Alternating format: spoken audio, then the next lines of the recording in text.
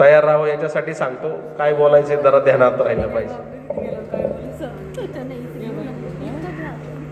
आता मगाशी झालं प्रास्ताविक, परंतु आता काय बोलावं. खरंच प्रत्येकाबद्दल बोलण्यासारखं खूप काही आहे, खूप भरभरून बोलावं वाटतं, परंतु प्रत्येकाला थोडासा वेळ द्यायचा आहे. मी खूप जास्त वेळ घेणार नाही.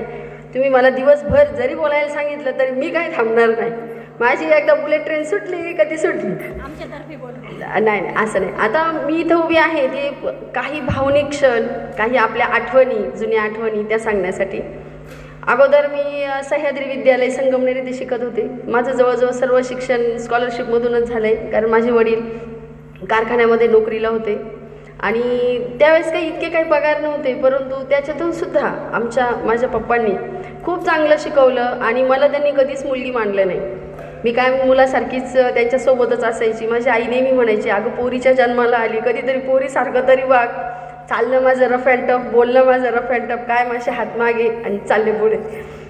हळूहळू इकडं ज्यावेळेस रांजणगावला आलो शाळेमध्ये, बाकीच्या इतर मुली बघून मला माझं वागणं वेगळं वाटायला लागलं, कारण मी नेहमी मुलासारखीच वागत आले, कधी मुलीचे कपडे घातले नाही, काय मुलांचेच कपडे घालायचे. ज्यावेळेस रांजणगावला आले त्यावेळेस ते स्कर्ट टॉप, बाकीच्या मुलींचा परकर तर माझं स्कर्ट असायचं. सगळ्यांचे ओपन इन तर माझी इन केलेली असायचे, सगळ्यांच्या खाली वेण्या तर माझ्या वर वेण्या बांधलेल्या असायच्या. आता कसं राहायचं, कसं वागायचं. आज मॅडम आलेले नाहीत, दिघे मॅडम, तशा माझ्या मामी आहेत त्या दिघे मॅडम, आणि त्यांनी सांगितलं तू आता शहरातून खेड्यात आली आहे, थोडंसं वागणं बदल, मुलांसारखं कमी वाग, मुलींसारखं जास्त वाग.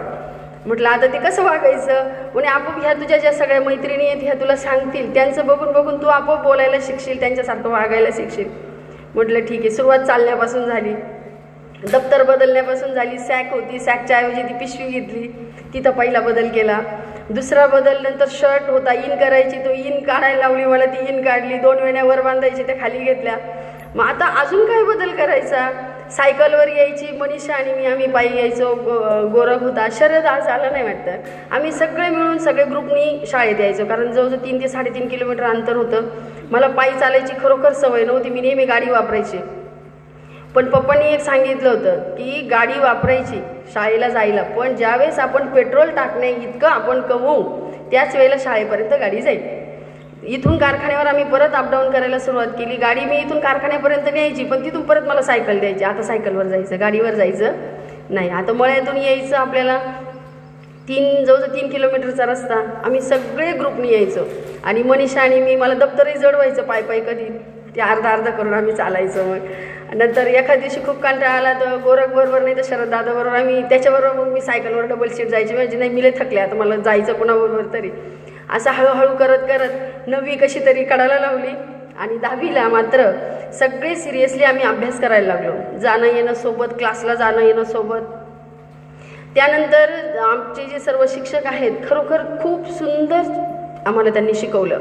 10वीला मार्क कसे घ्यायचे, मुद्देसूद कसं लिहायचं, अक्षर कसं काढायचं, हे सगळं पायारोपण जो होतं, जो मी मगाशी सांगितलं, जो 10वीचा युटर्न असतो, तो सगळं ह्या माझ्या गुरुवर्यांनी नक्कीच दिला. प्रथमतः मी बोलेल आमचे मोठे दिघे सर यांनी आम्हाला पहिले शिस्त लावण्याची, कसं चालायचं, कसं बोलायचं, लिहायचं कसं, वागायचं कसं, ते शिकवलं. सर्व शाळेला शिस्तीचा जो फंडा होता तो सरांचा, आणि तोच मी आज माझ्याही शाळेत वापरते. त्यानंतर राहणे सरांबद्दल आपण असं घेऊया, मग मी तिकडून जाईल. राहणे सरांबद्दल बोलूया. खरोखर खूप सुंदर गणित शिकवलं त्यांनी मला. गणित हा विषय खूप आवडायचा. गणित, विज्ञान, इंग्रजी सगळेच विषय आवडायचे, पण जास्त गणित आवडायचं. आणि गणित सरांनी शिकवायला सुरुवात केली. सरांचं पहिलं प्रकरण चालू असायचं, मी तोही अभ्यास करायचे, हळूच दुसऱ्या प्रकरणाला पण हात लावणार आणि त्याच्यातले पण आधीच उदाहरणं सोडून बघणार. एखादं नाही जमलं तर मी हळूच सरांना विचारणार, सर मी सॉरी बरं का, मी पुढचं सुरुवात केली पण हे मला अडलं, एवढं सांगाल का. सर म्हणायचं बाकीचा वर्ग हा अभ्यास करतो, तू कशाला तो करते. म्हटलं मी सांगणार नाही ना कुणाला मी हा वर्ग दुसरा प्रकरण सुरू केलं, पुढचा अभ्यास सुरू केला. परंतु सरांनी खरोखर पुढच्या वर्गाचं, पुढच्या प्रकरणाचं नक्कीच त्यांनी मला गणित शिकवलं. आणि सर सॉरी बरं का, अगोदर ज्या वेळेला शिक्षक दिन होता, मी सरांची भूमिका केली होती, मी गणित शिकवायला घेतलं होतं. पुढचे मगाशी कोणी सांगितलं की गणिताचं सर खूप कळकळीने म्हणजे तास घ्यायचे आणि पुढचे शिक्षक दरवाजात येऊन उभे राहिले तरी सर सोडायचे आणि त्यांना म्हणायचे थांबा 5 मिनिटं. मी पण तुमची ॲक्टिंग केली होती बरं का. माझा तास संपला गणिताचा, म्हटलं नाही गणित. त्यावेळेस ना हिंमत पण लागत होती सर, त्यावेळेस थोडीशी केली, सॉरी त्याबद्दल. आणि मी तिथं आले, पुढचा तास होता. 5 मिनिटं थांबा, एवढं प्रमेय झालं का मी लगेच सोडणार आहे. पुढचं तास कोणाचं होतं ते मला एवढं आठवत नाही बरं का. पण मग परत 5 मिनिट झाले, परत तास घ्यायचा, बहुतेक वंदनाचाच तास असेल कारण तिला मी खूप त्रास द्यायचे. आणि मग परत 5 मिनिटं झाले, अगं आवर ना तुझा, हे थांबा जरा, पोरांना समजलं नाही अजून, मला एवढं प्रमेय शिकू द्या. आणि सर मला 10वीला बीजगणिताला 74 मार्क पडले, पण मला ना भूमितीलाच कमी पडले, मला भूमितीला 60च मार्क पडले. काय माहिती कुठलं तरी प्रमेय माझं चुकलं असेल. पण मला पहिल्यापासून बीजगणित फार आवडायचं. नंतर दिघे सर, लहान दिघे सर त्यांनी सायन्स विज्ञान खूप सुंदर शिकवलं. ड्रॉसेराची मी आकृती काढली होती, सरांनी मला पैकीचे पैकी मार्क दिले होते. आणि तेव्हापासून मग ते आकृत्या कशा काढायच्या, त्याला नावं कशी द्यायची, मी वाकडे तिकडे नावं देऊन टाकले. 9वीला होते मी तेव्हा. सरांनी तसं सांगितलं, तसं नाही करायचं, पट्टी घ्यायची, रेष मारायची, प्रत्येक नावंसुद्धा सरळ आले पाहिजे. आणि सर खरोखर तेव्हापासून अगदी शिस्तीत लिहिणं, शिस्तीत वागणं, शिस्तीत बोलणं, माझं अशीच सवय आहे की कोणतंही काम केलं की मी ते काम परत मागे वळून बघते की मी केलेलं काम चांगलं केलं का. त्यानंतर गडाख सरांनी आम्हाला लायब्ररीमधून खूप सारी पुस्तकं दिले. आणि बाबूलाल भाई त्यांनी सुद्धा आम्हाला खूप सारी मदत केली बेंचेस पुढे मागे करण्यात. नंतर आमचे डांगे सर बसलेले आहेत. डांगे सर सारवायला लावलं ना, ते नंतर सांगायचं. डांगे सरांनी एक फॉर्म्युला शिकवला होता सर, अदन पवा वाचतो कसा उईपू, म्हणजे हे सगळ्या दिशांचे नाव आहे सर. अजूनही माझा तो पाठ आहे आणि तो मी पूर्ण वर्गात पण तोच फॉर्म्युला माझा शिकवते. आणि ते नाही का, अग कमल उठ पाय धुरस भजी चहा बनव, ते सुद्धा सरांनी आम्हाला त्या काळी शिकवलं होतं. ते आत्ता मार्केटिंगला म्हणजे जास्त रील्स वगैरे असतात, तर मी आमच्या विद्यार्थ्यांना नेहमी सांगते की हे आम्हाला आमच्या सरांनी अगोदरच शिकवलं होतं. सरांनी भूगोल खूप सुंदर शिकवलं. त्यानंतर आमचे खालकर सर आहेत ना, हां, आमची PT टीचर म्हणता येईल. आणि खरोखर रांगेत चालायचं, रांगेत बोलायचं असंच म्हणायचे सर. रांगेत चालायचं, रांगेतच बोलायचं. रांगेत बोलायचं म्हणजे कसं, बोला मागच्याशी पण पुढतोंड करून बोला, मागं नाही बोलायचं. आणि खूप छान अशी सवय लावली. त्यानंतर गवळी सरांनी सुद्धा पहिल्या शाळेत आले, मी 9वीला आले शाळेत, मला 9वीला 89.73 होते मार्क.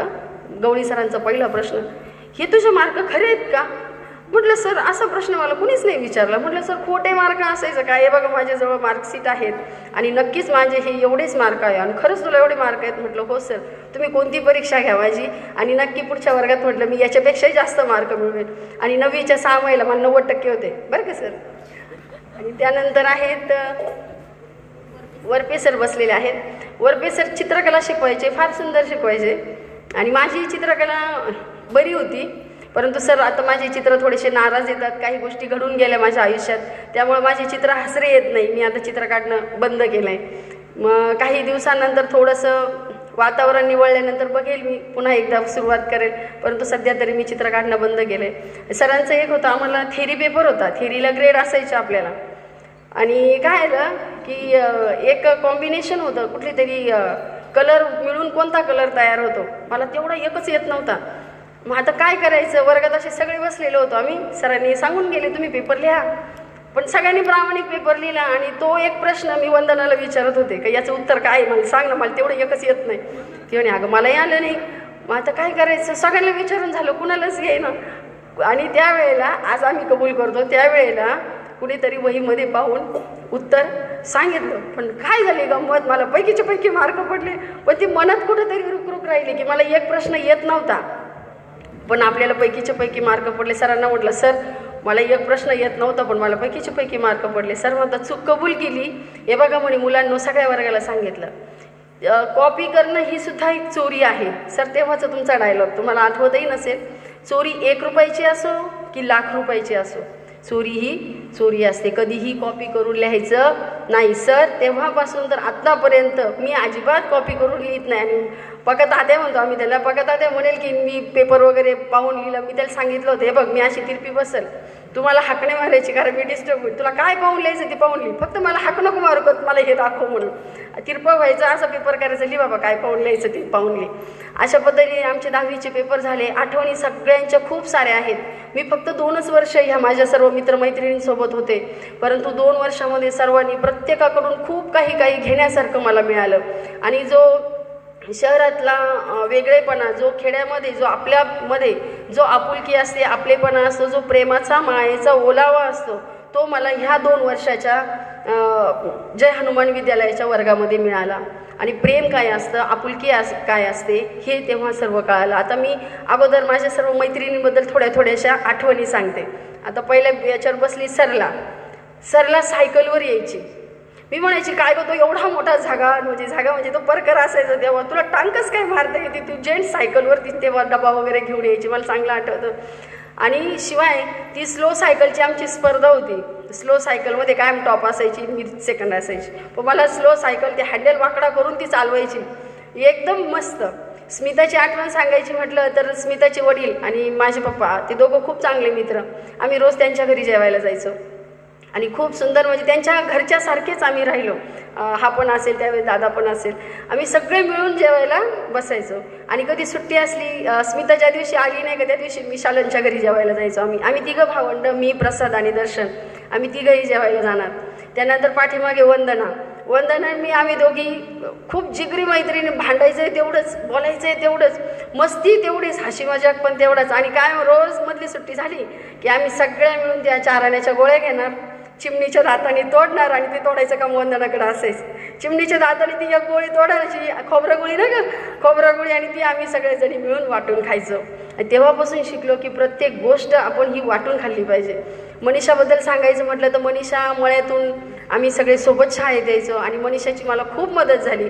खरोखर तिने मला खूप सांभाळून घेतलं. कधी दप्तर जड झालं तर खरंच थोडंसं का होईना ती घेऊन चालायची. आणि मंगलबद्दल जर म्हणायचं म्हटलं तर मंगलचा कायम हसमुख स्वभाव, आणि ह्या हसमुख स्वभावामुळेच मंगल माझ्या कायम लक्षात राहिले. जाऊ दे ग, होईल तुला सवय, काय माझी पाठीवर जोरात थाप मारणार, अगं जाऊ दे ग, होईल तुला सवय. आणि खरोखर ते जी प्रेमाची थाप होती ती खरोखर मला ती पॉझिटिव्हिटी माझ्यामध्ये निर्माण करणारी होती. कारण मला खूप भीती वाटायची की मी यांच्यामध्ये मॅच होईल का, परंतु ह्या सगळ्या मैत्रिणींनी मला खूप मॅच करून घेतलं. नंतर अनिताचं बोलणं खूप महाग. माझे 10 शब्द माझी एवढी बडबड ती फक्त एवढंच करायची. अगं तू बोल, आम्ही ऐकतो फक्त एवढंच, गालोगाल हसणार. तिचा जो आवाज होता, आर्जवी आवाज म्हणतात त्याला, आणि तिचा तो आवाज तसाही अजूनही आर्जवीच आहे. खूप सुंदर वाटतं ती बोलायला लागल्यावर, सारखं ऐकत राहावं असं वाटतं. आता शालनबद्दल जर म्हणायला गेलं तर शालन आणि आम्ही सोबतच असायचो नेहमी. आणि शालनचे डोळे मला पहिल्यापासून फार आवडतात आणि अजूनही आवडतातच. अशी एकेकाची खासियत असते. सर्व दादा लोक म्हटले तर तुमची ही प्रत्येकाच्या आठवणी आहेत. आता ते सांगत बसले तर खूप वेळ होईल, पण मैत्रिणीच्या आठवणी आवर्जून सांगितल्या. कारण त्या काळामध्ये मुलांशी जरी आपलेच, आता आमचे जवळजवळ सगळे खालकरच 3, 4, 5 जास्त होते, सगळेच एकमेकाचे नातेवाईक, परंतु तरीसुद्धा बोलण्याचं कधी धाडस कुणी एकमेकाशी केलं नाही. आम्ही गाडीत येत होतो, सुयोग दादा होता, दिदीने विचारलं काय ग तुम्ही असेच एकमेकावर पडी घेतात का, तर म्हणतो आज आम्ही पहिल्यांदा बोलतोय. तेव्हा ते वाटत नाही. म्हटलं आम्ही जरी एकमेकाशी बोलत नव्हतो तरी सगळ्यांना एकमेकाचा नजरेचा धाक होता, आदरयुक्त भीती होती. आणि ह्याच सर्व आदराने आपण सर्वजण घडलो. आणि मला आणखीन एक सांगावंसं वाटतं की माझी विद्यार्थी म्हणता येतील, माझे आमदार म्हणता येतात. प्रत्येकाचे ते पद गेल्यानंतर आपण माझी हा शब्द लावतो, परंतु जे आमचे शिक्षक आहेत, गुरुवर्य आहेत, जे शिकवणारे शिक्षक आहेत, त्यांना आपण कधीच माझी शिक्षक म्हणत नाही. आपण काय म्हणतो, माझे शिक्षक, आमचे शिक्षक. आणि खरोखरच या सर्व शिक्षकांनी खूप प्रेम दिलं आणि खूप भरभरून संस्कार दिले. आणि मला एक सांगायला खूप आनंद वाटतो, सगळ्या शिक्षकांचीच प्रेरणा घेऊन मी दरवर्षी शाळेमध्ये, माझ्या शाळेत जशी मी नोकरीला लागले, मला 2,500 पगार 6 वर्ष होता. मी रायगड येथे 12 वर्ष काम केलं. त्यानंतर तिथून माझीच केस मीच लढले आणि मी जिंकले.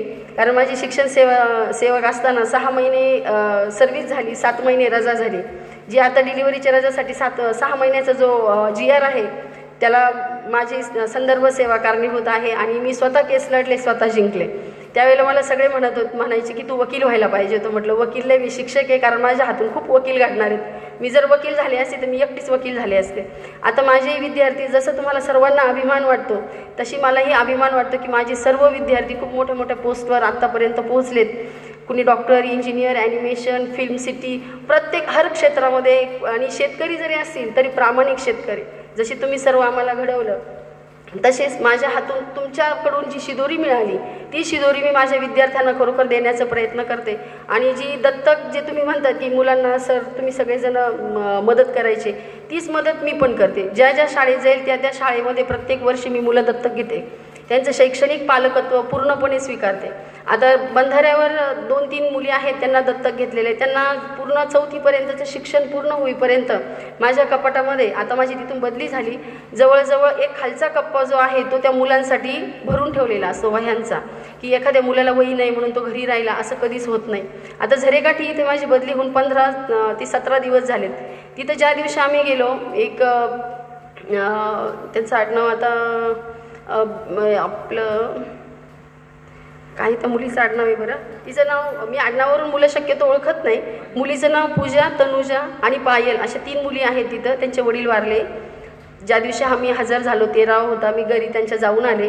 त्या महिलेला 5 मुली आहेत. सगळं पैसा वगैरे त्या माणसाच्या आजारपणामध्ये संपला तिचा.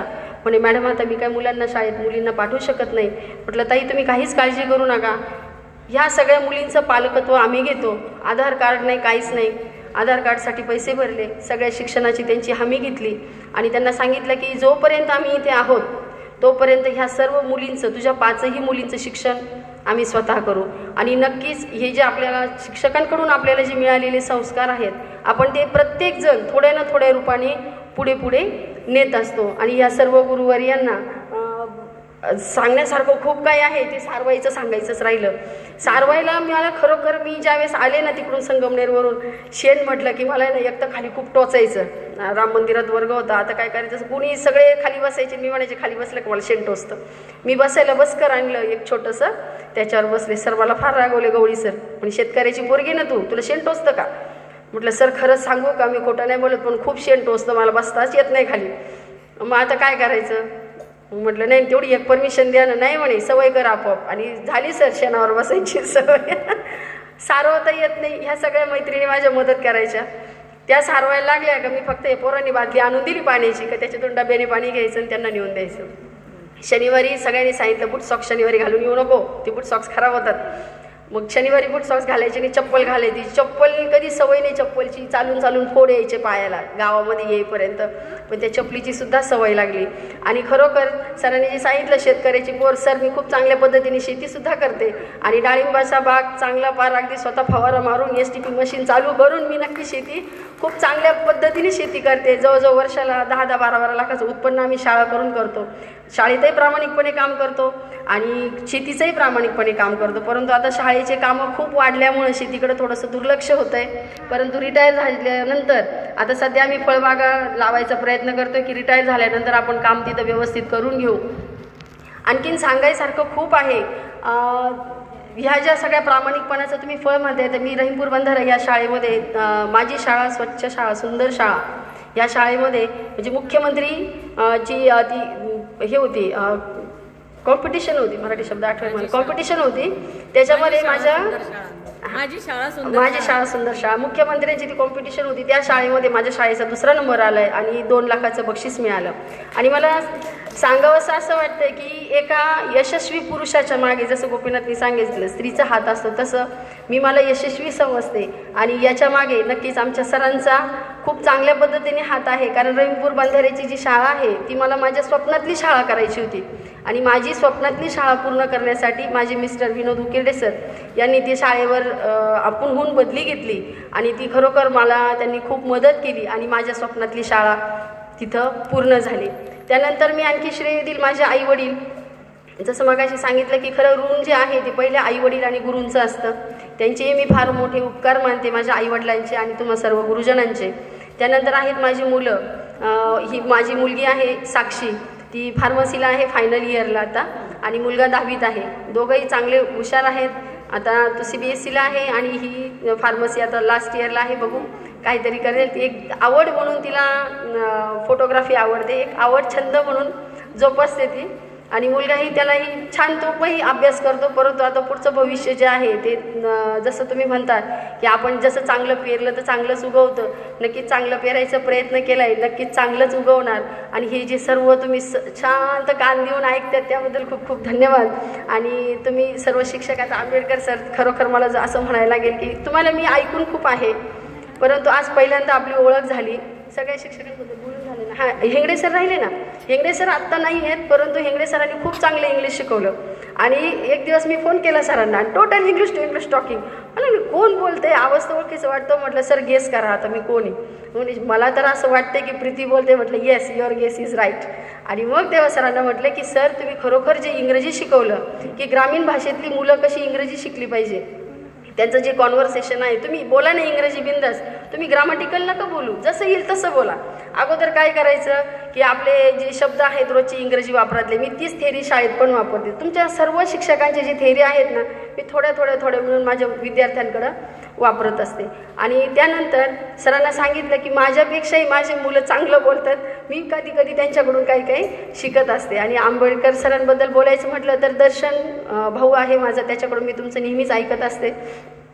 आणि आम्ही तिघही भावंड इथं जय हनुमान विद्यालयामध्येच शिकलो आणि मला खरोखर माझ्या विद्यालयाचा खूप अभिमान आहे. परंतु एक असं झालं आहे की आमची जी सर्व बॅच आहे ती ह्या वर्गांमध्ये कधी बसलीच नाही, आम्हाला कधी बोलवलंच नाही की तुम्ही कधीतरी या, कारण तुम्ही ह्या शाळेत बसले नाही. आम्ही बिचारे बसायचं मंदिरात, कधी त्या माडीत, कधी ते पलीकडचं एक दगडी घर होतं त्या रस्त्याच्या कडेच्या तिथं, अशी आमची कायमची वारावरची वारात. आज हा वर्ग तर उद्या तो वर्ग, पण जरी वर्ग बदलला, जरी बेंच बदलले, पण आमचे जे शिक्षक होते सर्व तेच होते. बेल द्यायला दोघांचे फार हाल व्हायचे. शेलर मामा नाहीत ना, एक्सपायर झाले. सर्वजण खूप मदत करायचे. सायकलवर ह्या वर्गाची बेल झाली का लगेच सायकल उचलणार, लगेच तिकडची बेल द्यायला जाणार. खरोखर सर्वांनी खूप काही संघर्ष बघितला आहे. आणि असं आहे की आनंद या जीवनाचा सुगंधा परी दरवळावा, ओठातून घ्यावा जायचा. हा जो सुगंध आहे, सर्वांनी ज्या आठवणी आपल्यासोबत ठेवल्या आहेत, हा खरोखर खूप सुंदर आहे.